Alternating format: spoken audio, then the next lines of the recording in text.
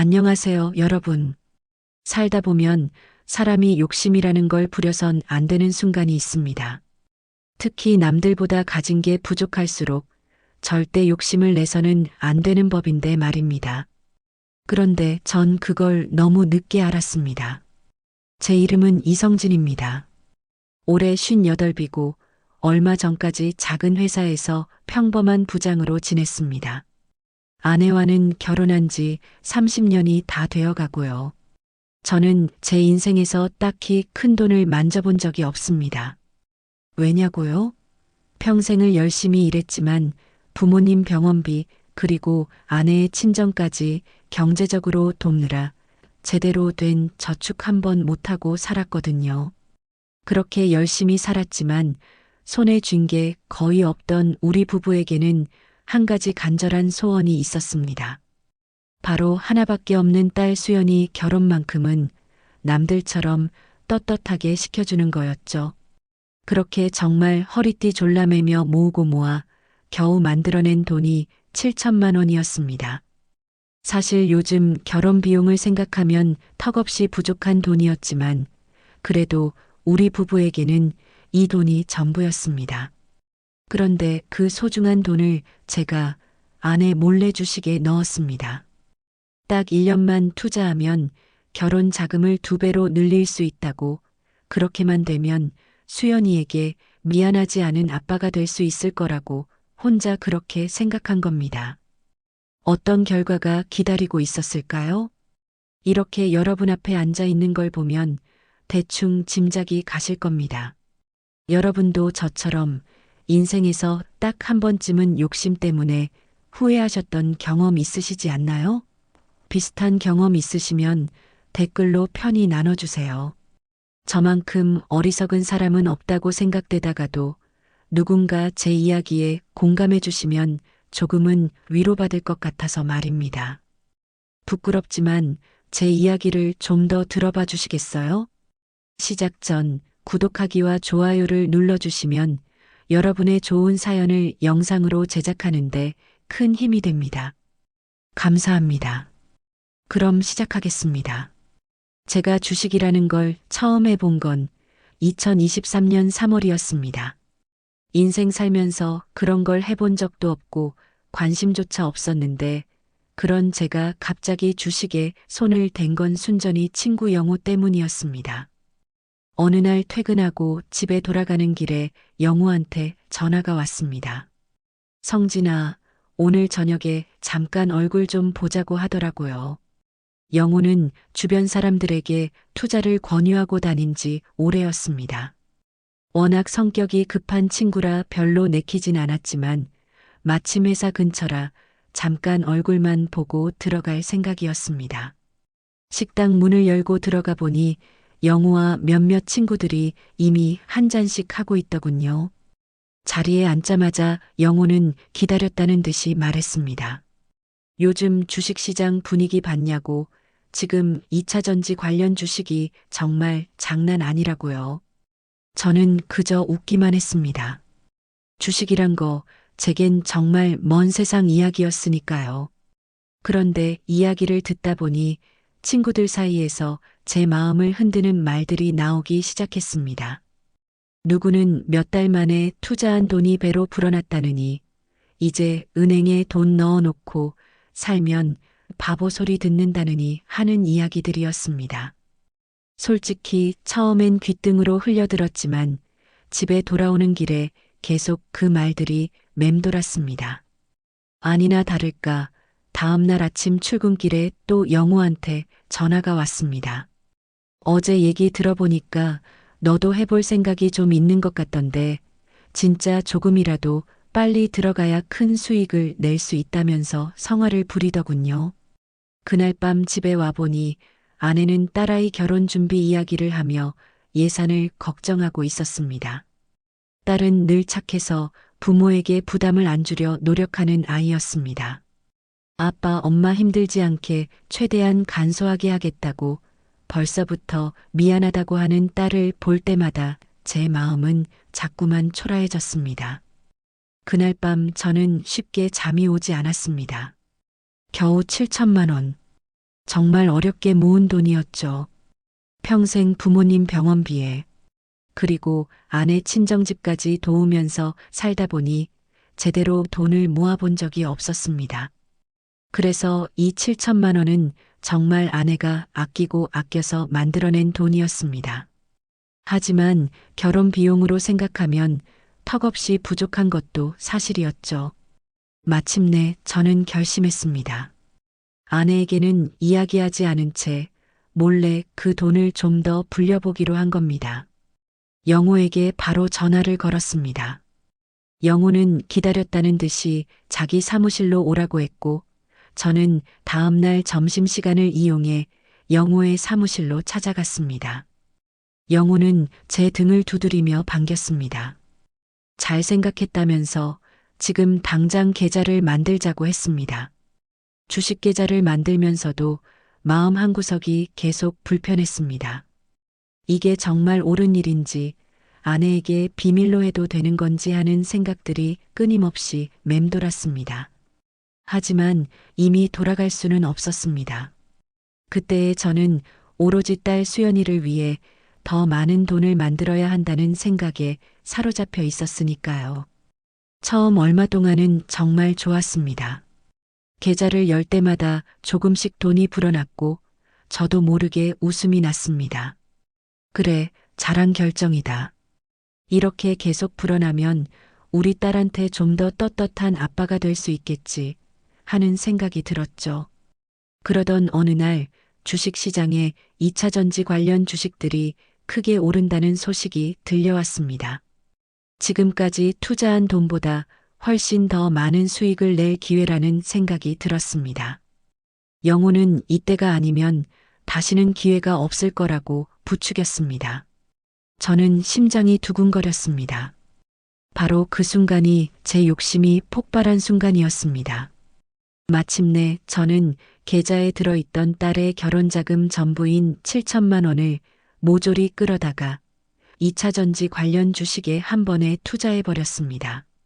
한편으론 두렵고 한편으론 설렜습니다. 돈이 2배로 불어나면 그동안 고생했던 아내에게 떳떳한 남편이 될 수 있을 테니까요. 그날 저녁 아내는 퇴근한 저를 보며 피곤한 얼굴로 웃어주었습니다. 저는 차마 아내의 눈을 제대로 바라볼 수 없었습니다. 조금만 기다려. 나 정말 잘하고 있는 거야. 나중에 크게 웃게 해줄게.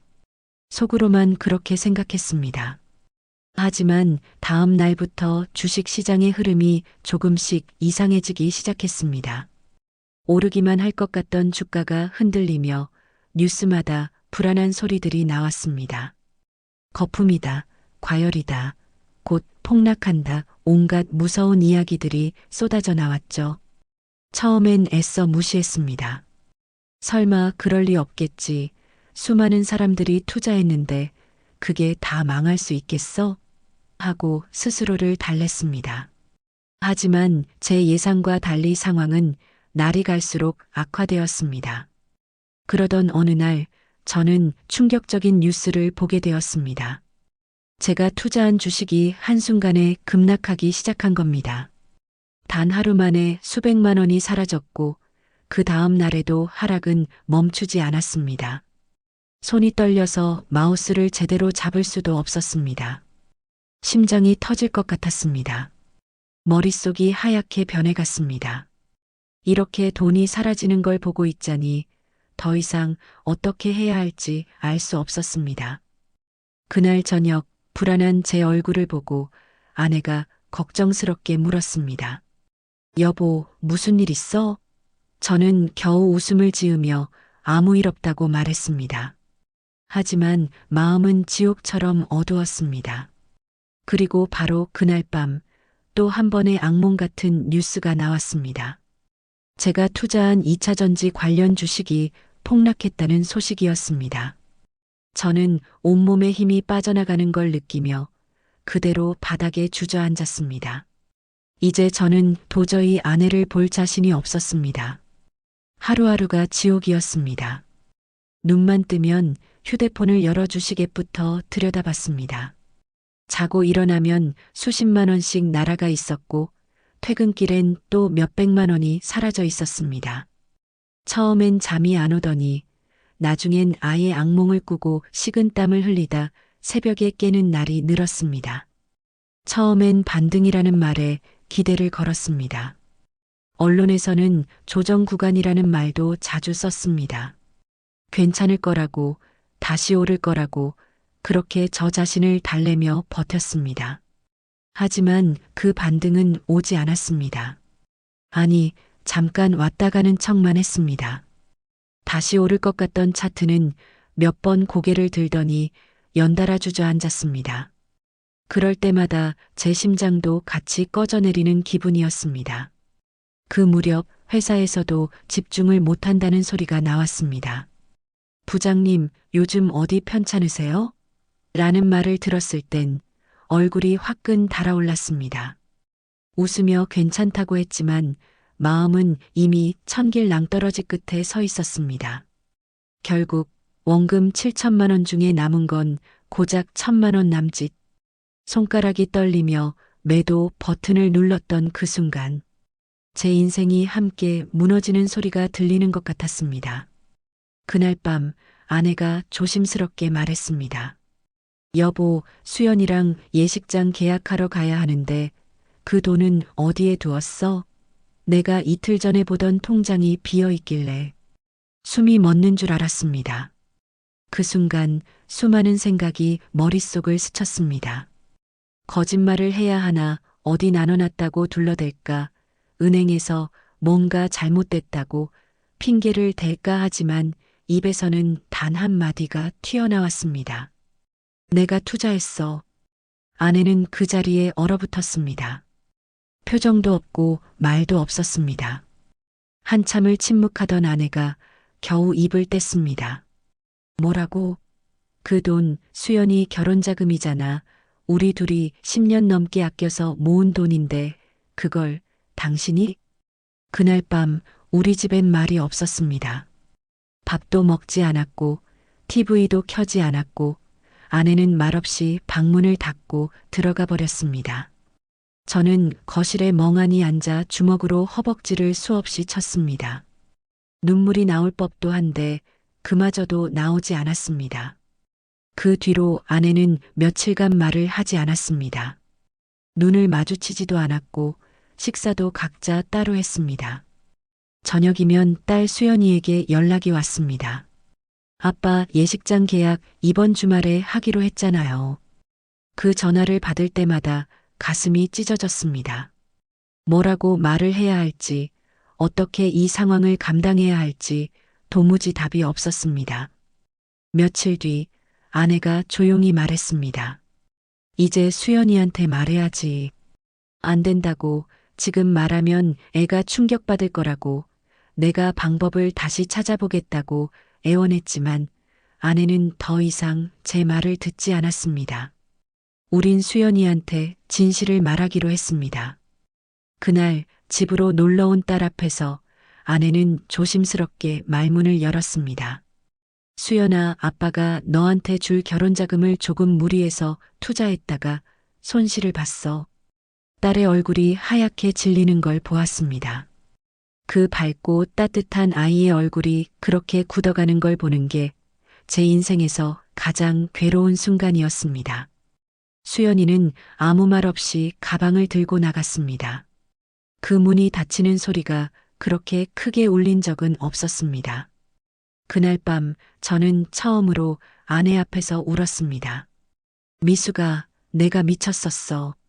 정말 내가 너무 어리석었어. 그제야 아내도 울더군요. 우리 미숙이 평생 나만 믿고 살아온 사람이었습니다. 평생을 아껴서 모은 그 돈이 사라졌다는 사실보다 그 일을 자기가 아닌 나 혼자서 결정했다는 게 더 고통스러웠을 겁니다. 우리 부부는 그날 소리 없이 무너졌습니다. 겉으론 멀쩡히 앉아 있었지만 속은 이미 바닥까지 내려앉아 있었습니다. 그날 밤 저는 처음으로 모든 걸 포기하고 싶다는 생각을 했습니다. 그리고 다음 날 아침 딸에게서 메시지가 왔습니다. 아빠, 우리 잠깐 볼 수 있을까? 카페에 먼저 도착해 앉아 있었습니다. 이른 아침이었지만 가슴은 벌써부터 두드러기처럼 답답하고 손은 식은땀으로 젖어 있었습니다. 딸은 평소처럼 밝은 얼굴로 들어오지 않았습니다. 무표정한 얼굴에 눈가가 살짝 부어 있더군요.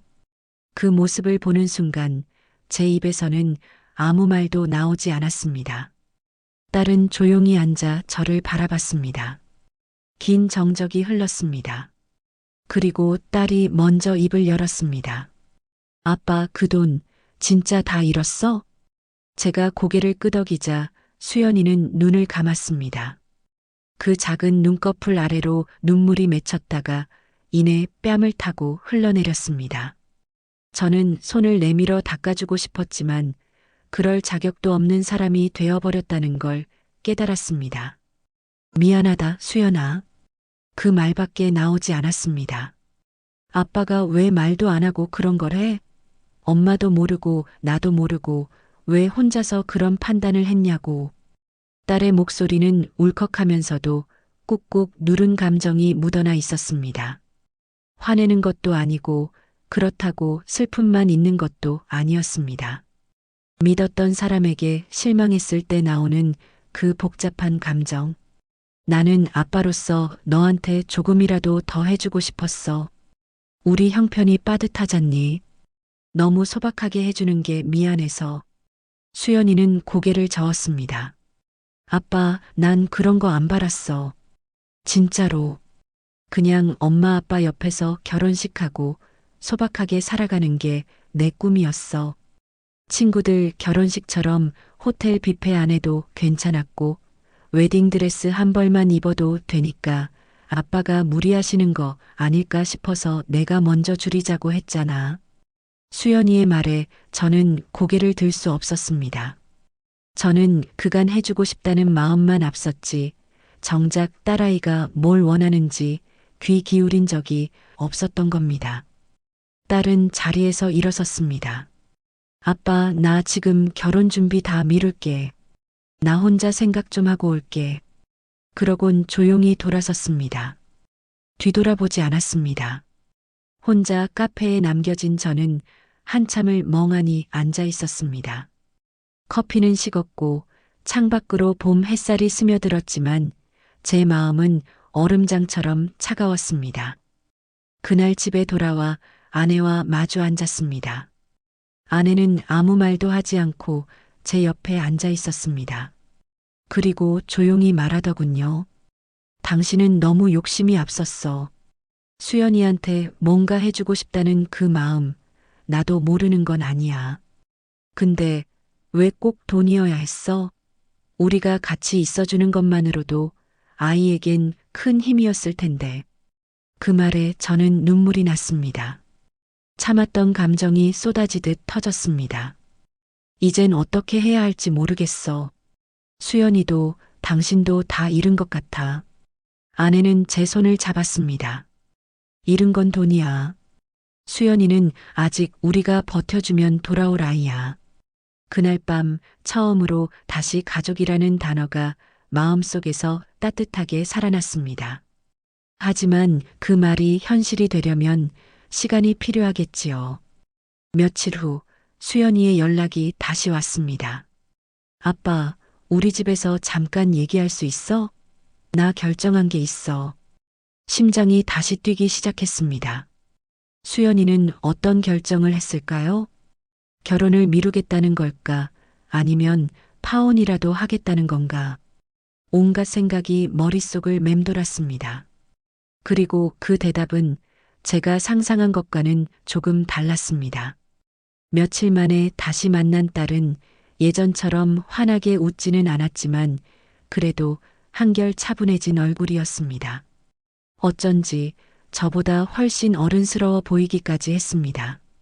집에 들어온 딸은 식탁에 조용히 앉아 양손을 모은 채 저와 아내를 바라보았습니다. 그리고는 조심스레 말했습니다.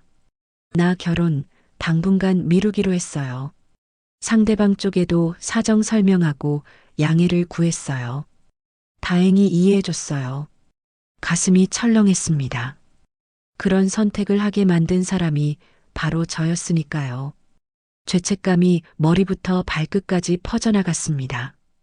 정말 미안하다. 그렇게까지 안 해도 되는데 아빠가 다 책임질게. 그런데 딸은 고개를 저었습니다. 아니에요, 아빠. 책임지고 말고 할 것도 없어요. 나 어차피 결혼을 꼭 지금 해야겠다고 생각한 건 아니었어요. 오히려 이번 일을 겪으면서 내가 어떤 가정을 만들고 싶은지 많이 생각하게 됐어요. 딸의 말에 아내는 눈시울이 붉어졌습니다. 저는 마른 침을 꿀꺽 삼키며 조용히 듣고 있었습니다. 나는요, 엄마 아빠가 서로 의지하면서 살아온 모습 보면서 자랐어요. 가난해도 힘들어도 같이 버텨온 그 모습이 저한텐 더 중요한 기억이에요. 돈은 언젠가 다시 벌 수 있어요. 근데 마음이 멀어지면 그건 되돌리기 어렵잖아요. 그 말을 듣는 순간 저는 고개를 들 수가 없었습니다. 평생 가족을 위해 산다고 생각했지만 결국 욕심이 앞서 가장 소중한 걸 놓칠 뻔했다는 걸 그제야 뼈저리게 느꼈습니다. 딸은 작게 웃으며 말했습니다. 그러니까 이제부터는 엄마 아빠가 같이 웃을 수 있었으면 좋겠어요. 저 하나 결혼시키겠다고 두 분 마음까지 무너지는 건 그게 더 마음 아파요. 저와 아내는 딸의 손을 꼭 잡았습니다. 말없이 오래도록 그렇게 앉아 있었습니다. 그날 저녁 우리는 정말 오랜만에 셋이서 함께 밥을 먹었습니다. 메뉴는 별거 없었습니다. 하지만 그 밥상이 그렇게 따뜻하게 느껴지긴 참 오래간만이었습니다. 식사 중 아내가 조심스럽게 말을 꺼냈습니다. 이제 앞으로 어떻게 할지는 우리 셋이 같이 고민해보자. 숨기지 말고 무리하지 말고. 딸도 고개를 끄덕였습니다. 그리고 저를 보며 말했습니다. 아빠, 나 이번 일 겪으면서 진짜 많이 배웠어요. 세상에 쉬운 돈은 없다는 거, 그리고 내가 가진 걸 지키는 것도 얼마나 어려운 일인지. 저는 멍하니 그 말을 들으며 웃었습니다. 아이가 이렇게 자라 있었다는 걸 왜 미처 몰랐을까요? 며칠 뒤 아내와 함께 동사무소에 갔습니다. 급하지 않더라도 복지제도나 지원 같은 걸 상담받아 보자고 아내가 먼저 제안했습니다. 괜히 자존심 세웠다가 놓치는 게 많다는 걸 우리도 이제는 알 만큼 살아봤으니까요. 직원분은 생각보다 친절했고 몰랐던 혜택도 꽤 많았습니다. 그날 처음으로 우리가 아직 끝은 아니구나 하는 마음이 들었습니다. 그리고 어느 날 길을 걷다가 브라운관에서 나오는 증시 그래프를 봤습니다. 빨간 화살표가 연달아 올라가고 있었죠. 다시 주식이 오르고 있었습니다. 문득 마음 한편이 저릿했습니다. 내가 조금만 더 버텼으면 지금쯤 회복됐을 수도 있겠지. 그런 생각이 스쳤지만 이내 고개를 절레절레 흔들었습니다. 아니야. 그 생각이야말로 또 다른 욕심의 시작이지. 집에 돌아와 딸의 방 앞에서 문을 슬쩍 열어봤습니다. 노트북으로 무언가 열심히 정리하던 딸이 뒤를 돌아보며 환히 웃었습니다. 아빠, 커피 한 잔 하실래요? 그 한마디에 제 가슴 한편에서 오래된 얼음장이 스르르 녹아내리는 느낌이 들었습니다. 이제 와서 생각해보면 그 7천만 원보다 더 무서웠던 건 잃은 돈이 아니라 제가 사랑하는 사람들과의 신뢰를 잃을 뻔했다는 겁니다. 그날 이후 저는 전보다 훨씬 조심스럽게 말하고 훨씬 자주 가족의 얼굴을 바라보게 됐습니다. 딸은 다시 결혼 준비를 천천히 시작했지만 전처럼 거칠애를 챙기려 하진 않았습니다. 스튜디오 사진은 직접 고르고 예복은 대여로 하겠다고 했고 예식장은 소규모로 조용한 곳을 알아보더군요. 가끔은 그런 딸의 모습이 짠하기도 했지만 한편으로는 제 인생에서 가장 현명한 선생님 같기도 했습니다. 아내는 여전히 절 마주 볼 때 가끔 한숨을 쉬지만 그 끝엔 꼭 한마디 덧붙입니다. 다시는 몰래 그런 짓만 안 하면 돼. 이제 같이 상의하고 살아. 저는 그 말을 들을 때마다 고개를 꾸벅 숙입니다. 그래. 이제는 혼자가 아니라 함께 가는 길이니까. 어느 날 동네 복지관에서 중장년 대상 재무교육 프로그램이 있다는 걸 알게 됐습니다. 은퇴 후 자산관리라는 제목이 낯간지럽기도 했지만 그냥 앉아서 듣기만 해도 된다는 말에 가보았습니다. 강사분이 첫 시간에 이런 말을 하시더군요. 여러분, 돈은 지혜로 다뤄야 합니다. 욕심으로는 지킬 수도 불릴 수도 없습니다. 중요한 건 욕망보다 인내입니다. 그 말이 가슴에 박혔습니다. 강의가 끝난 후 저는 조심스럽게 손을 들고 말했습니다. 저는 한 번의 욕심으로 가족에게 큰 상처를 준 사람입니다. 그래서 오늘 여기 왔습니다. 그날 이후 저는 조금씩 변하기 시작했습니다. 아내와 함께 가계부를 쓰고 필요한 것과 그렇지 않은 것을 구분하게 되었고 딸의 혼수를 준비하면서도 지금 우리에게 가능한 것을 중심으로 생각하게 되었습니다. 무리하지 않고 남들 따라가지 않고 우리 가족의 속도대로 이게 우리에겐 가장 큰 안정이더라고요. 2025년 들어 주식시장이 다시 오른다는 뉴스가 연일 쏟아졌습니다. 길거리 스크린에 붉은 화살표가 치솟는 걸 보면 저도 모르게 마음이 살짝 흔들릴 때가 있긴 했습니다. 그때 조금만 더 참았으면, 조금만 더 일찍 팔았더라면. 하지만 이내 고개를 저었습니다. 그 생각이야말로 다시 욕심을 부르는 문이란 걸 이제는 압니다. 주식은 다시 오를 수 있어도 사람 마음은 한번 무너지면 회복하기 어렵다는 걸 저는 뼛속 깊이 배웠습니다. 그리고 한 가지는 꼭 말씀드리고 싶습니다. 혹시라도 지금 이 순간 무리한 투자를 하려는 분이 계시다면 꼭 한 번 더 생각해 보시길 바랍니다. 그 돈이 단순한 금액이 아니라 누군가의 신뢰이자 시간이고 때론 인생 전부일 수도 있으니까요. 저는 오늘도 가족과 함께 아침을 먹고 작은 웃음을 나눕니다. 더 바랄 것도 없습니다. 우리에겐 아직도 함께할 내일이 있으니까요. 결혼식은 소박했습니다. 식장은 도심에서 조금 떨어진 작은 갤러리 공간이었고 햇살이 포근하게 비치는 창가 그리고 무엇보다 딸의 얼굴. 그토록 많은 걸 견디고도 이렇게 환하게 웃을 수 있는 아이였다는 걸 다시금 깨닫게 해준 날이었습니다. 아내는 눈물을 여러 번 훔쳤고 저도 모르게 손수건을 몇 번이나 꺼냈는지 모르겠습니다. 결혼식이 끝나고 다과를 나누며 웃는 딸의 모습을 보면서 생각했습니다. 이 아이는 우리보다 훨씬 단단해졌다. 그리고 그 중심에는 사랑이 있었구나. 식이 끝나고 가족 사진을 찍는 시간이 되었습니다. 사진사분이 말했습니다. 아버님, 따님과 나란히 서주세요. 제가 다가가자 딸이 제 손을 잡았습니다. 그 작고 따뜻한 손이 제 손등을 꼭 쥐는 순간 가슴 깊은 곳에서 뭔가 울컥 올라왔습니다. 아빠 고마워요. 이제 정말 괜찮아요. 나 행복하게 잘 살게요. 목이 메어 아무 말도 할 수 없었지만 저는 고개를 끄덕이며 웃었습니다. 그 순간 제게도 오래간만에 행복하다는 감정이 또렷이 느껴졌습니다. 며칠 뒤 혼례를 마치고 신혼여행을 떠난 딸에게서 사진이 한 장 왔습니다. 잔잔한 바다 앞에 나란히 앉은 두 사람의 모습.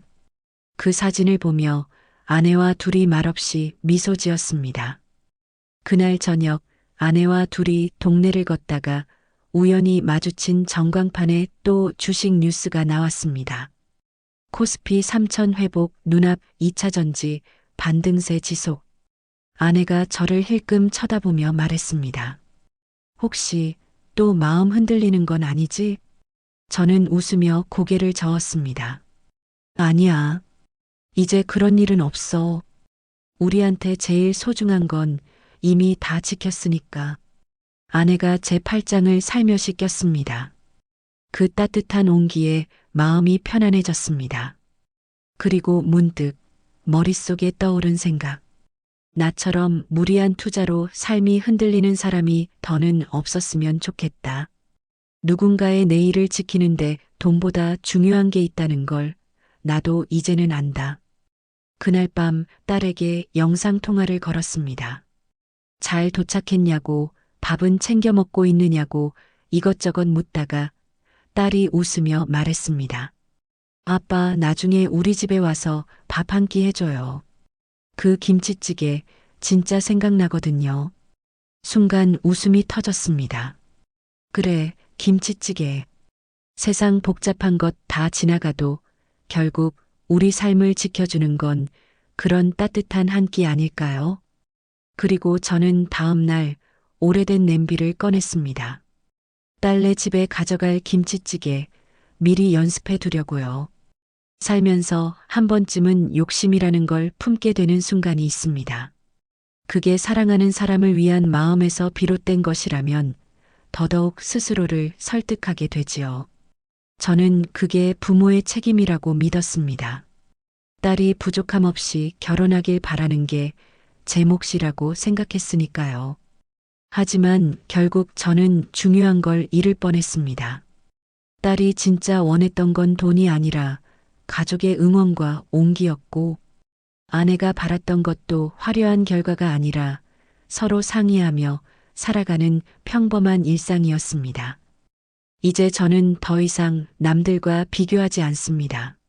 누구처럼 더 많이 벌지 않아도, 어디처럼 더 좋지 않아도, 우리 가족이 오늘도 서로를 바라보며 밥을 먹고 웃을 수 있다면, 그게 제게는 가장 큰 부자가 된 기분입니다.